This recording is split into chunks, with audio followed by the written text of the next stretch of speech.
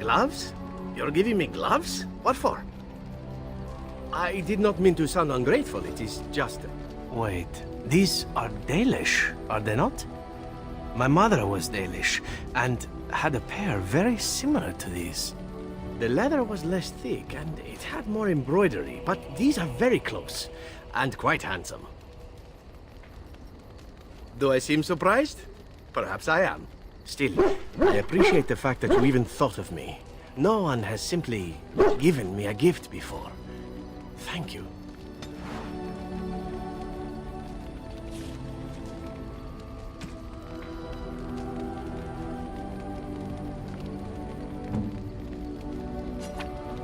Oh, how dear of you. Thank you so much.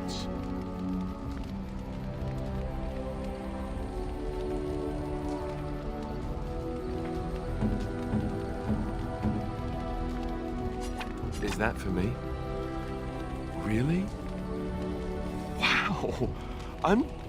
Wow!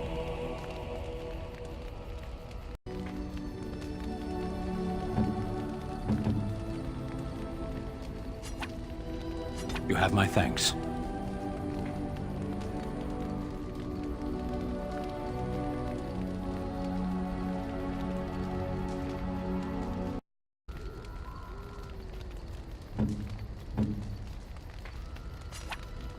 Oh, marvelous.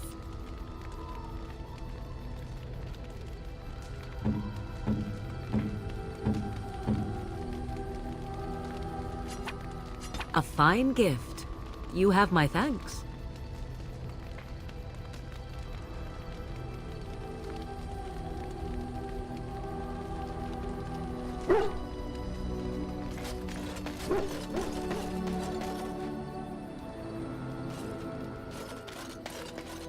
If there's anything I can do for you, please tell me.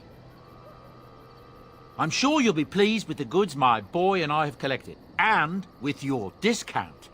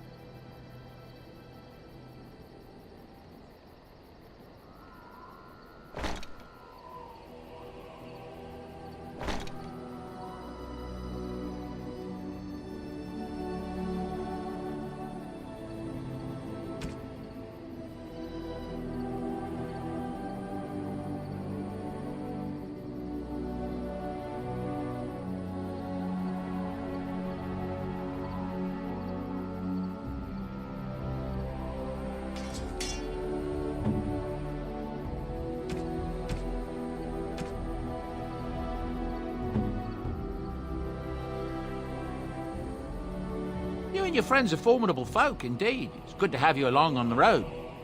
I'm sure you'll be pleased with the goods my boy and I have collected, and with your discount.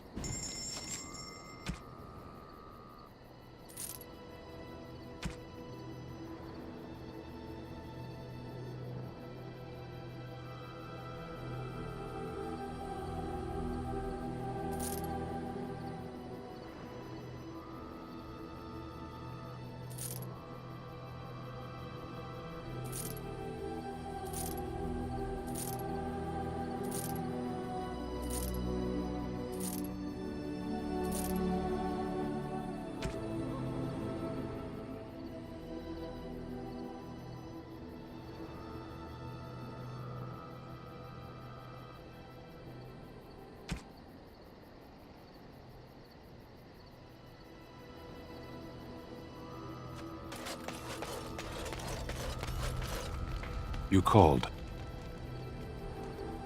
Speak, then.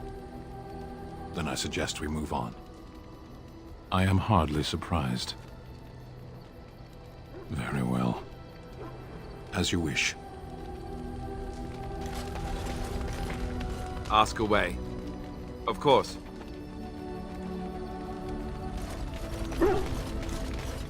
I've a question, if I may. Well, here's the thing. I swore an oath to serve you, yes? And I understand the quest you're on, and this is all very fine and well. My question pertains to what you intend to do with me once this business is over with, as a point of curiosity. Could I? And what if I didn't wish to leave?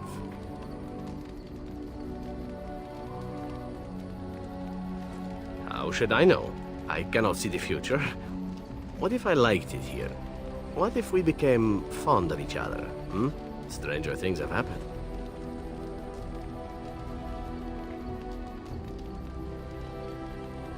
See, I have a tendency to grow on others. You'll see. It is good to know what my options might be, but that is for another time. For now, we have much to do, yes? What say you? I could teach others, but not yourself. First, I would need someone who has training as a rogue. That is, unless you would care to spend the years it takes to gain the fundamentals. But if there should be such a person who desires this training, yes, by all means, send them to me. The crows are already furious, no? I shall enjoy tweaking their nose further. What say you? By all means. My adventures? I'm hardly an old man just returned from across the ocean, am I? Should I shake my fist at nearby children while I talk about the good old days? Falling down a flight of stairs is an adventure. Falling into someone's bed, also an adventure. I am assuming what you're looking for are professional anecdotes. Let's see, my second mission ever for the crows was a bit intriguing. I was sent to kill a mage who had been meddling in politics. Well, it was just the one mage. Not as simple a mission as the vagrant Grey Warden or two, perhaps. As it turned out, the mage in question was quite a delightful young woman. Long, divine legs, as I recall. I caught her in a carriage on her way to escape to the provinces. After I killed her guard, she got down on her hands and knees and begged for her life. Rather aptly, I might add. So I joined her in the carriage for the night and left the next morning. Well, yes, twice, actually. Then she decided to try and use me instead. The woman had actually convinced me to speak to the crows on her behalf. What can I say? I was young and foolish at the time. Then, as I was kissing her goodbye to return to Antiva City, she slipped on the threshold and fell backwards out of the carriage. Broke her neck. Shame, really, but at least it happened quickly.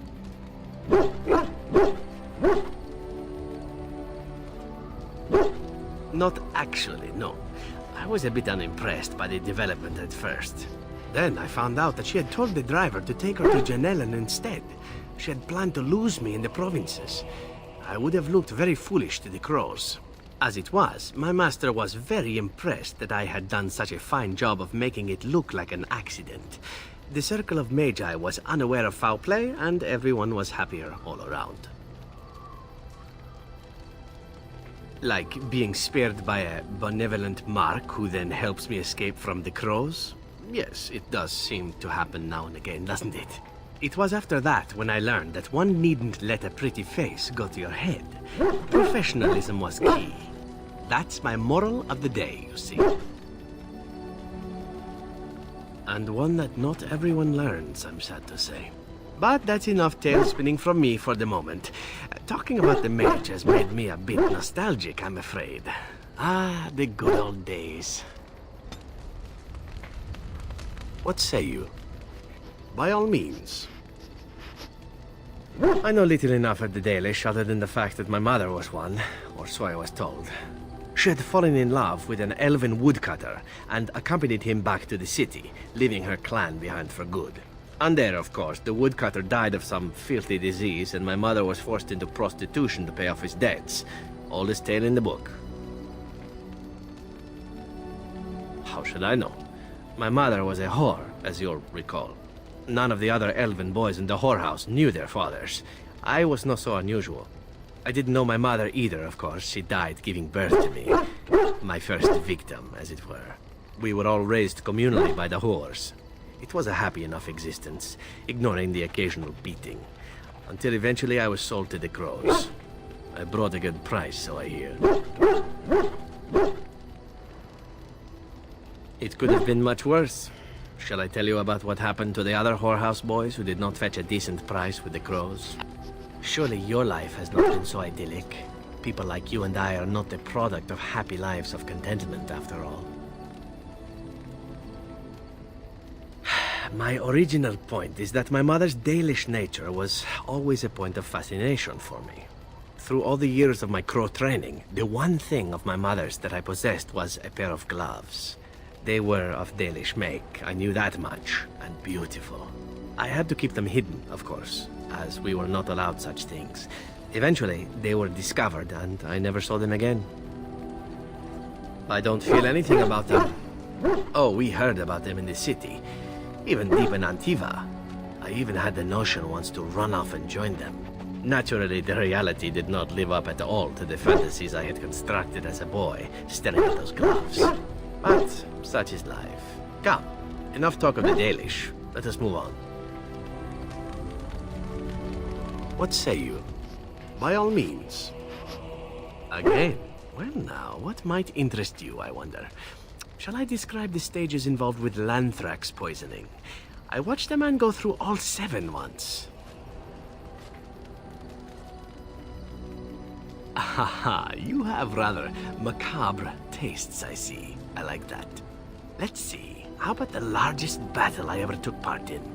That would have been the slaughter of Prince Osrine. Did you hear of that down in these parts? Prince Osrine was 4th in line to the throne, you see.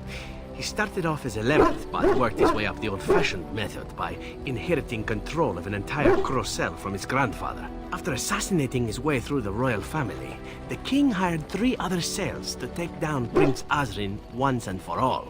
I was in one of those cells. Antivan royalty is very much bound up in the crows. You wouldn't want it run by a bunch of commoners, after all, would you? And this means they get involved in politics quite often. This particular fight nearly bankrupted the nation, I understand. It almost ended up putting a crow on the throne, a commoner, but that's a whole different story. I played a very small part. My part in the entire battle was taken up trying to reach Princess Verina, who had thrown in with her brother. I killed about 11 of her guards personally before I got knocked out of a window. I landed in a river and nearly drowned. I was fished out by some urchins who robbed me blind. Made off with my boots, too. At least they didn't cut my throat. And that was my part in history. I had to find my way back to the safe house, bruised and naked, and thankful to be alive. But there you go. Tale told. Let's be off before I tell more embarrassing stories, huh? What say you? By all means. Well, The only one that's really worth telling is the story of the mission right before I came to Ferelden. But no, I would rather not. I shouldn't have said anything. Nothing that I would prefer to speak of. Perhaps another day, I'm sorry.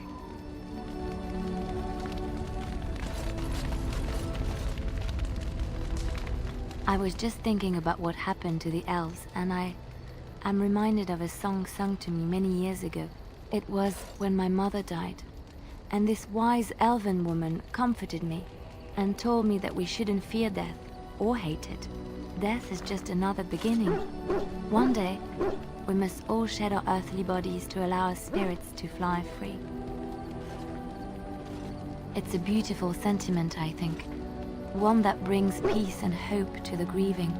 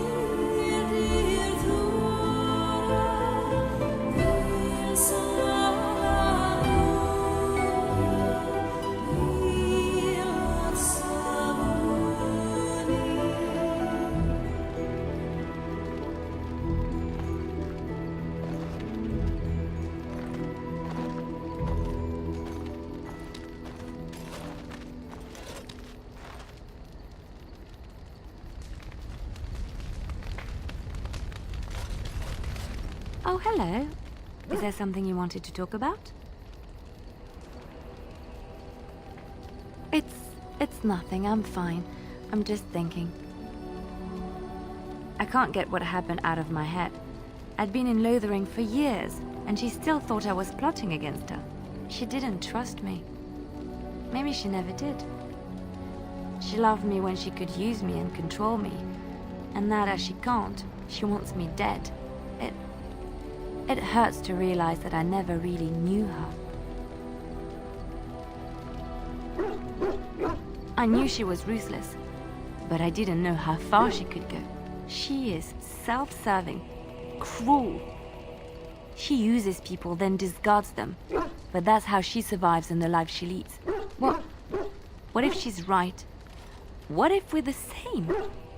I should just have stayed in the Chantry.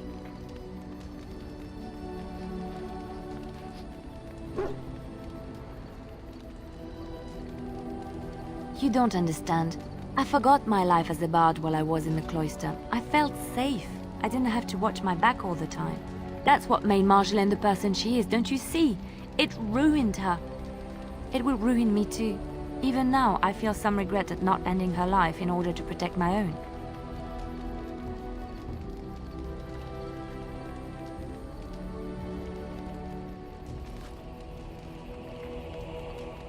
Isn't there?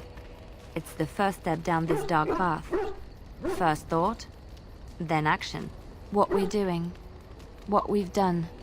Hunted men down, killed them. Part of me loves it. It invigorates me, and this scares me. I feel myself slipping. How can you be so sure?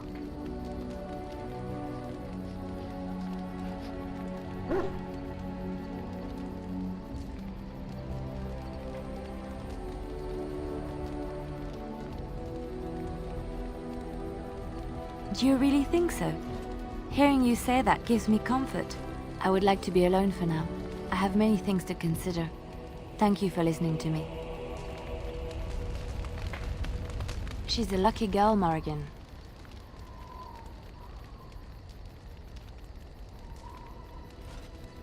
That is not what I meant.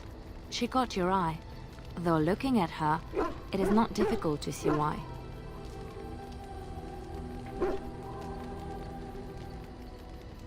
Well, I want you to know I am happy for you.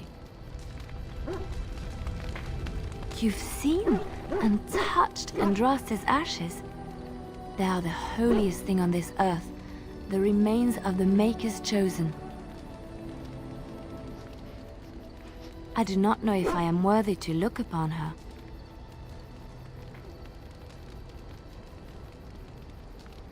Yes, of course, but it still is something to be in awe of. I know that look. You have something on your mind, don't you?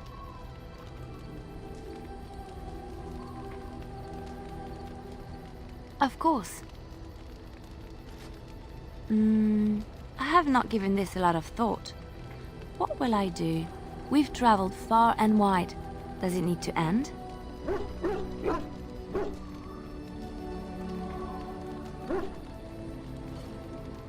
Ugliness can be found anywhere if you look hard enough. The same can be said of beauty. There's so much out there. Adventures to be had and stories to be told. I want to be part of it all. I might need some company. And you're not too irritating. You're welcome to come along if you like. It is settled then. You and I wandering the world, seeking our fortunes. I can't wait. I know that look. You have something on your mind, don't you? Of course. There are many rumors about spies, or legion or otherwise. What are you referring to exactly?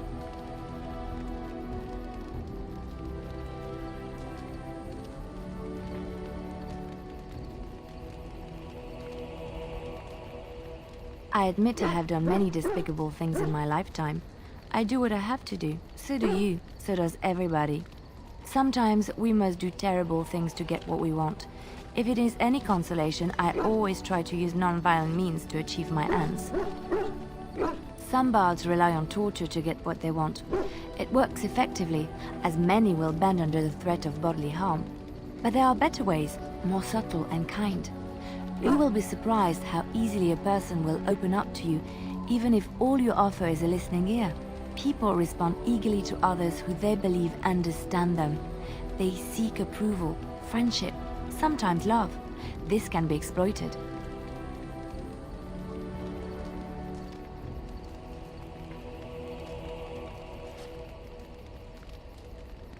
You don't think it is?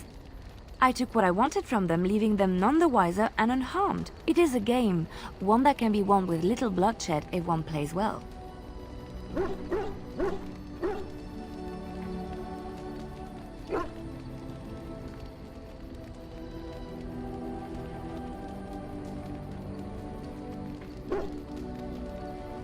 And crude.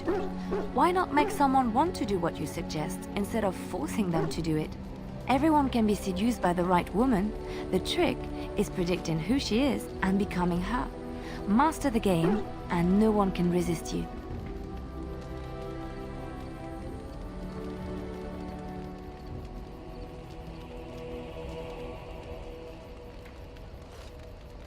Well, it doesn't, really. I see your point. We will slay this darkspawn using conventional means, pointy sticks and all that. But come, it is getting late and there is much to be done. I know that look. You have something on your mind, don't you? Of course. Of course I do. I love stories far too much to keep them to myself. Everyone should be able to benefit from them, I think.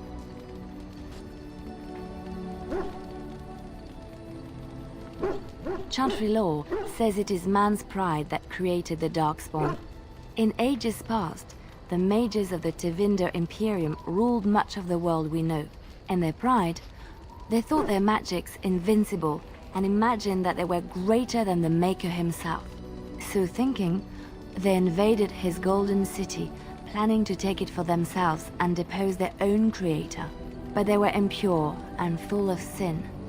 And it is with the sin that they tainted the golden city, corrupting it forever. The Maker cursed them and cast them from his sight.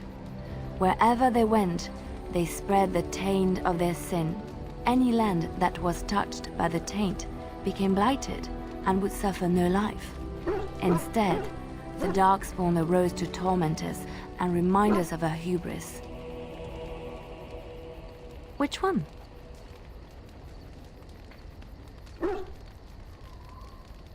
It will come to you soon, I'm sure.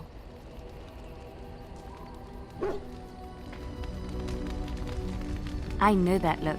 You have something on your mind, don't you?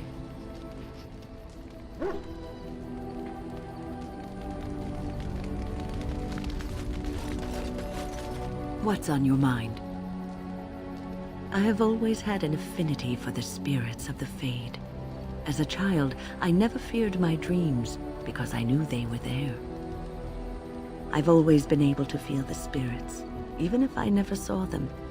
And as I nurtured my talent in the circle, I became more sensitive. I began to notice every time I was in the Fade, whether it was in a dream or in magical practice, that I was being watched. I suppose they must. It is these benevolent spirits that create our dream worlds in the Fade. Sometimes I would see it, a glowing, nebulous form. Most times I would just feel its presence, gentle and comforting, but somehow alien. I think it is a spirit of faith.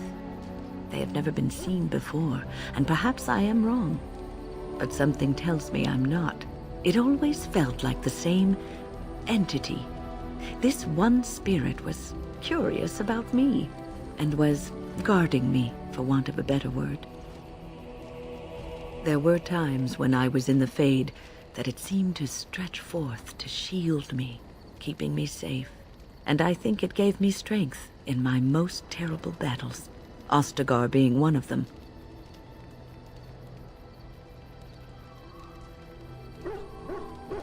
I don't know why I was chosen. Perhaps it knew that there was something more that lay in store for me. I like to think that I was given a rare chance, and I'm going to make the best of the time so generously given to me.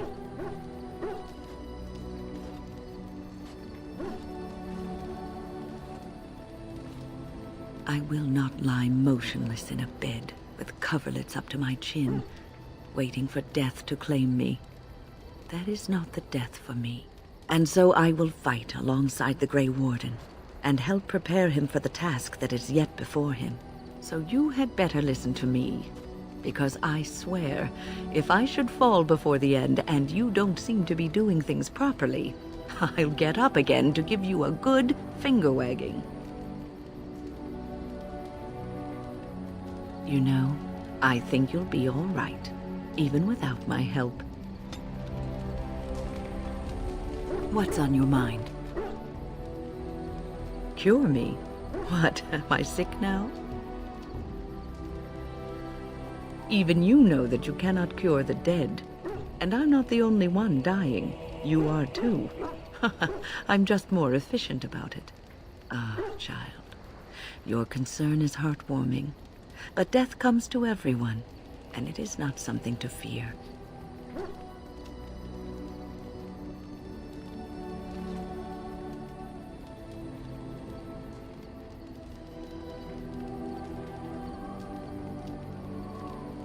People fear not death, but having life taken from them.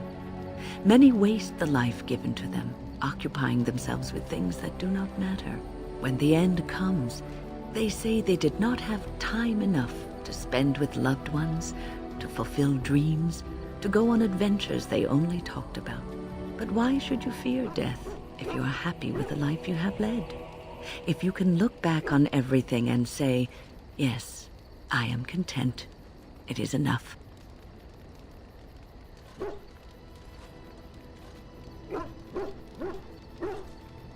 Ah, human nature. You are right. Some people will never be content and will always want more. I think I've led a good life, a full life, and I, for one, am not afraid of death, whatever it may bring. They say that when you die, your spirit travels through the Fade and returns to the Maker. And after that, we'll see, won't we? What's on your mind? I try not to dwell too much on the mistakes of my past, of which there are many. I would go quite mad if I did that. But I do have one regret. The greatest misstep of my life, made even more grave because it had dire consequences for someone else. Years ago, I was assigned as mentor to a lad, Aion. He was my first apprentice. Aion was an elf, raised in one of the elven alienages, and he was very mistrustful of humans, especially humans in authority. What Aion needed was time. Time to get used to his new home, time to emerge from his shell, so we could build a rapport. I gave him no such time. I was young and arrogant. He is a mage, I thought. He needs to grow up and act like one. I expected too much from him, too quickly. I gave no consideration to his origin or his feelings, and he retreated further from me. All I could think of was how stubborn he was, how he was throwing away all his talent and his potential, just to be difficult. Oh, I dread to think. I was a harsh taskmistress. He might have thought I was a demon in disguise. You cannot plant crops in the cold, wintry ground. You cannot teach a student who is closed off and unresponsive. Patience is what is needed, and I learned that too late to help him. Aion ran away from the circle one night. I had berated him over some trivial, ridiculous matter that I no longer remember. I drove him away because of something utterly unimportant. He was a child, 14 at the time of his leaving. They had his phylactery, and they hunted him down. The phylactery is a vial of blood taken from a mage. But blood is connected to life, and your blood can be used to track you down. They called him Maleficar, a mage who practices forbidden magic, deserving of death. He was a child, misunderstood and lost. I begged the Templars to tell me if he suffered, if they gave him a quick death. I got no answers from them. I was his mentor, and they wouldn't even tell me what became of him. I should have known better. I had the best mentors. They were kind, compassionate. Why didn't I learn from them? I failed Aion. All I had to do was listen to him. He would try to talk to me, and I would tell him to concentrate on his spells. He talked about the alienage sometimes, and the Dalish. He always talked about looking for the Dalish elves. The Templars are well-trained and thorough. That he still lives, it would be a vain hope. The apprentices that came after Aion benefited greatly from the lessons I learned from him. In a sense, he was my teacher, and I his student. And there it is. My story, my one greatest regret. What's on your mind? Is something troubling you?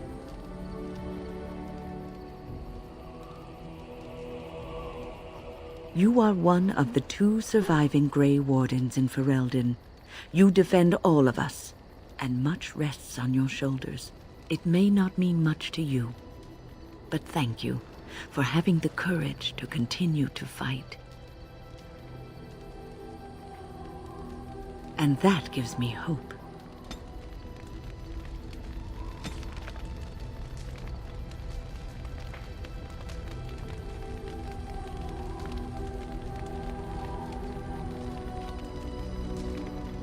Have you heard much about the Grey Wardens of old?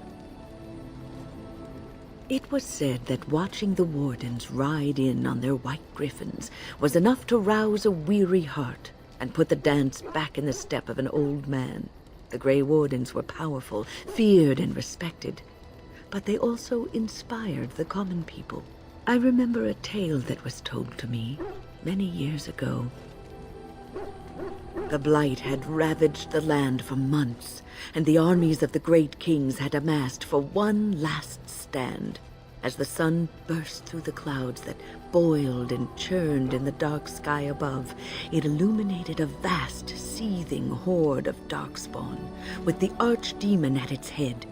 And it was then, when courage seemed to fail, and all lost to death and despair, that the Grey Wardens came. They arrived with the beating of wings like mighty war drums and stood before the armies of men. Yes, Griffins. Now listen to the rest of the story. The Grey Wardens, grim and fearless, marched forth, ever between the men and the encroaching darkspawn. They formed a shield of their own bodies and held that line until the archdemon was dead and the last darkspawn lay trampled in the dirt. And then, demanding neither reward nor recognition for their sacrifice, the Grey Wardens departed. When the clouds finally rolled back and the sun shone full upon the blighted ground, the great kings knew that they had lost no men, and none of their blood had been spilled. This is a tale about no battle the Grey Wardens have fought, and yet about them all. They have always defended us from the Darkspawn, taking losses so we do not have to. People may have forgotten over the centuries, but nothing has changed. This knowledge has been blessing and burden to Grey Wardens past, and now it shall be your blessing and your burden.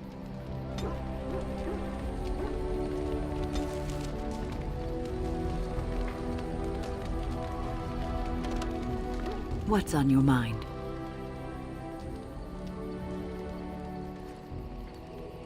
No, you won't.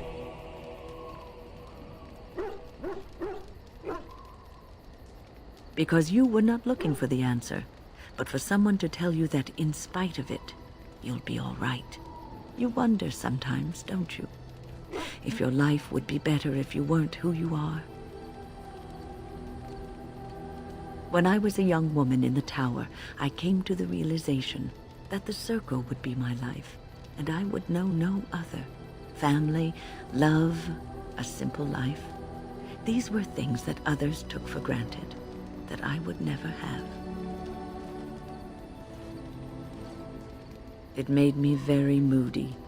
All I could think of was being trapped in that tower with no way out and no end in sight. I started hating my life and myself, and one night I found myself in the tower's chapel. I was seeking refuge, maybe answers. I must have looked tearful or made some noise, because the revered mother came out and decided to speak to me. And because I had no one else to talk to, I talked to her. I must have said many silly things, but she told me that the Maker puts us all on our paths for a reason, and fighting our intended course is what causes so much anguish. I thought the old biddy was full of rubbish. I was 15, maybe 16, and I knew everything. So I left, but I always found my way back to that chapel. And as the years passed, I began to see the truth of her words. We were supposed to be polar opposites, mage and priest. But we weren't. There was much about us that was the same. The revered mother had lived in the chantry all her life, as I had been in the tower for all of mine. She taught me that you can find your family in the people around you, that you can love your work and find fulfillment in duty. And there is joy even in self-sacrifice. If you put others before yourself, then their well-being is yours, and their happiness is your happiness.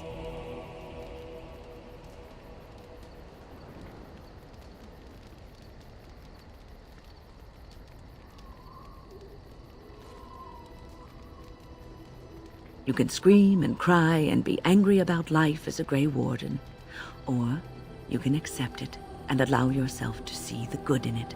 This is your choice.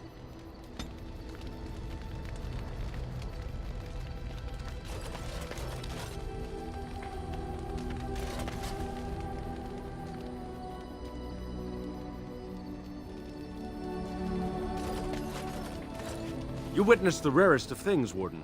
The Dalish stand ready to defend Ferelden. We have assembled on a short schedule. Certain factors of equipment could be better.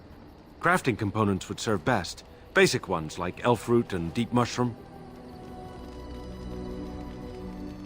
On your order, Grey Warden. The Jarl was generous, but rushed. Certain areas could see improvement. We're a mercenary force, Warden. Much of our equipment is self-financed.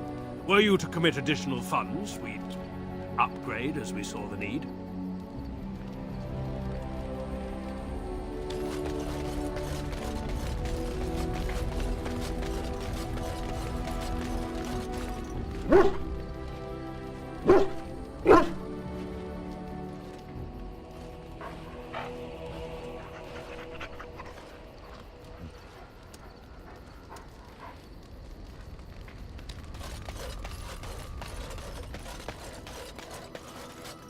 It speaks. It doesn't have better things to do. I do not sleep, so yes, and I thank it for reminding me.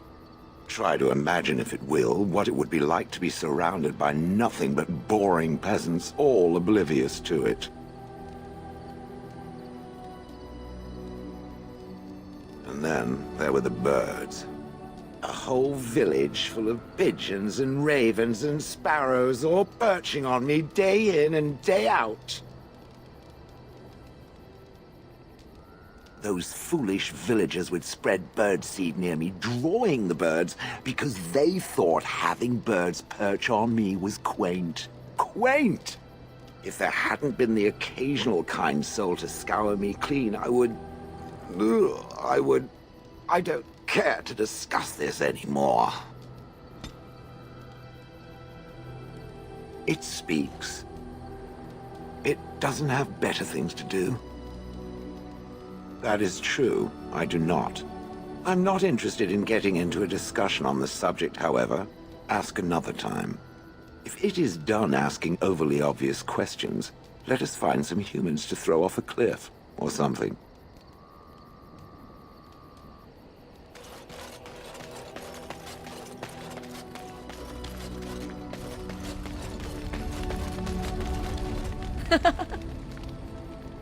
So, full of questions, are you? Possibly, if I had the desire to. I do not.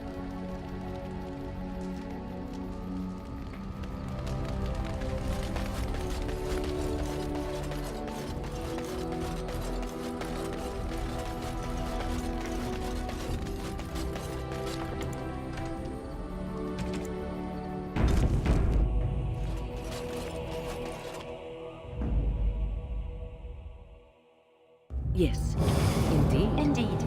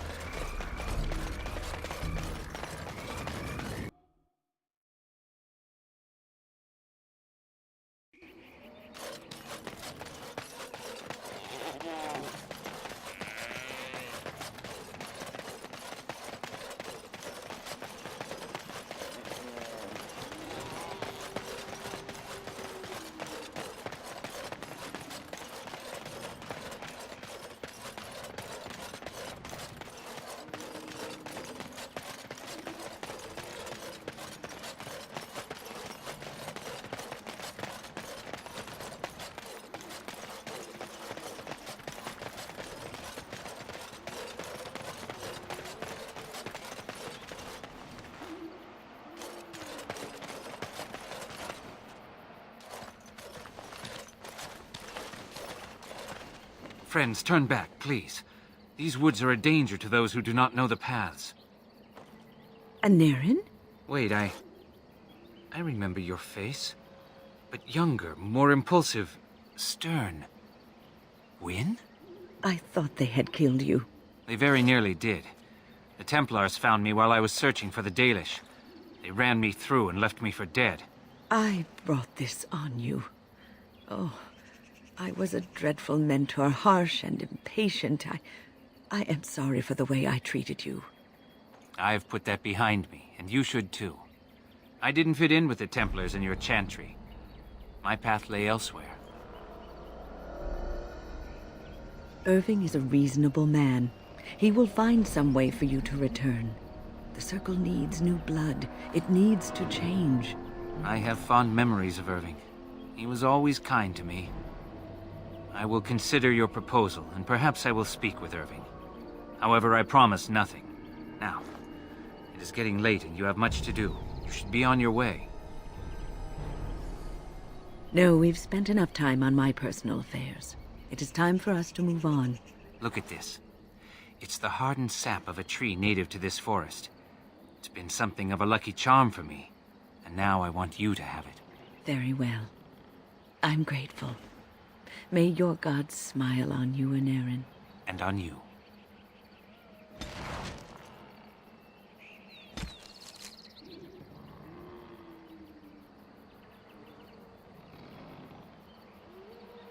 Welcome back. Is there something I can do for you? I did for some years. The tribe made me feel very welcome, as though I were a lost child. They taught me elven magics and told me the old stories. But I wasn't one of the Dalish, no more than I was a Circle mage. I owe them much, and so I stay close by, but I do not count myself among their number. My home is out here in the forest with the trees and animals. I learned to listen to them, and they taught me well. Yes, she mentioned it. It is quite a miracle, isn't it? I cannot explain it. Perhaps the spirit felt she had a task to perform. One last apprentice to teach. She is spending her last days in your company, helping you in your quest. Perhaps this is what she feels she needs to do. I did for some years. The tribe made me feel very welcome, but I wasn't one of the... My home is out here in the forest with the trees and I don't bear grudges. And it was Wynn who showed me that the Circle wasn't really where I was supposed to be. She is a good person with a noble heart. She always tries to do what she thinks is best for others. She tried so hard with me, I could tell. Unfortunately, I wasn't listening, and all she knew to do back then was yell more. I forgave her many years ago. It's a shame she carried that guilt for so long. Of course. Let me see.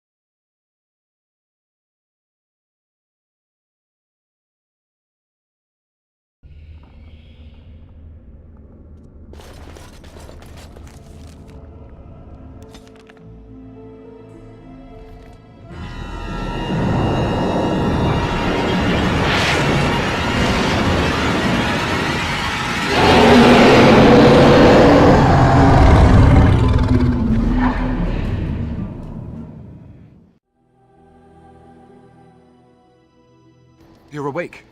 Did you feel it too? It was like the archdemons saw us. Saw us! What does that mean? I think... Wait.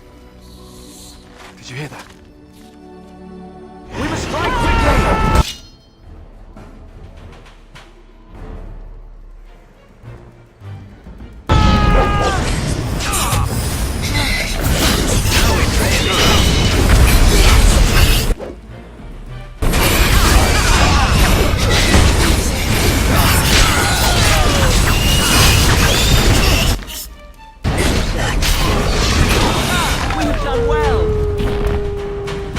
I guess it's like Duncan once said. We can sense them, and they can sense us. We'd best be more careful from now on. This camp isn't safe any longer. Fortification should be built around the camp. How unnerving. What, no trap? No ambush? Some assassins. It is done. Let us move on.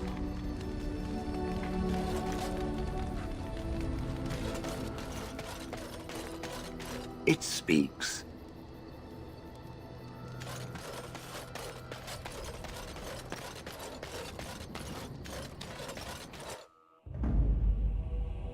Indeed. Indeed.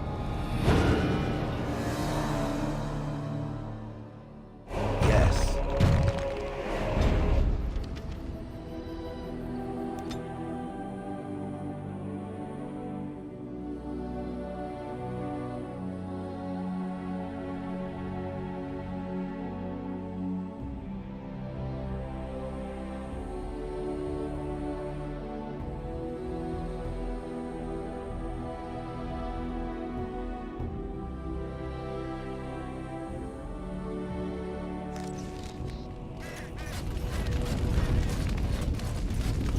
It will be done.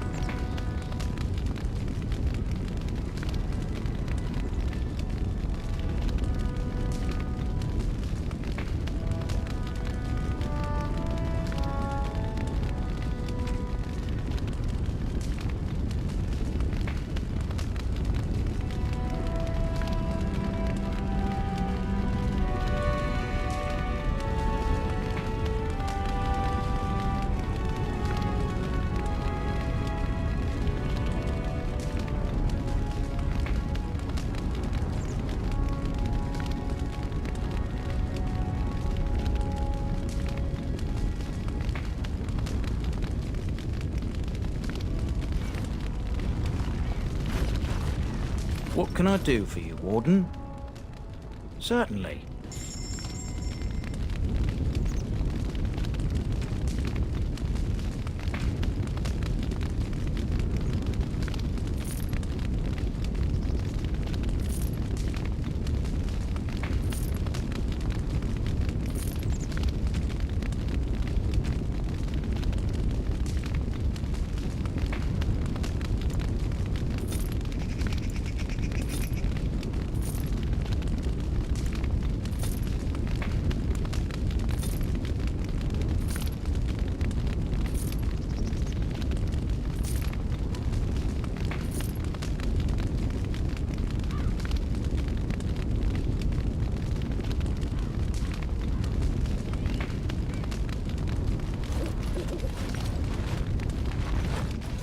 Once the Dragons were strong.